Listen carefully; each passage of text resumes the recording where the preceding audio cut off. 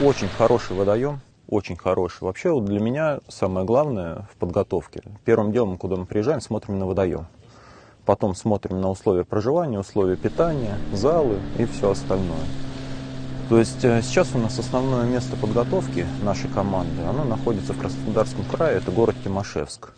То есть по температурным условиям здесь гораздо теплее. Мы тут находимся более недели, полное отсутствие ветров, что тоже очень важно. Вода по плотности очень хорошая.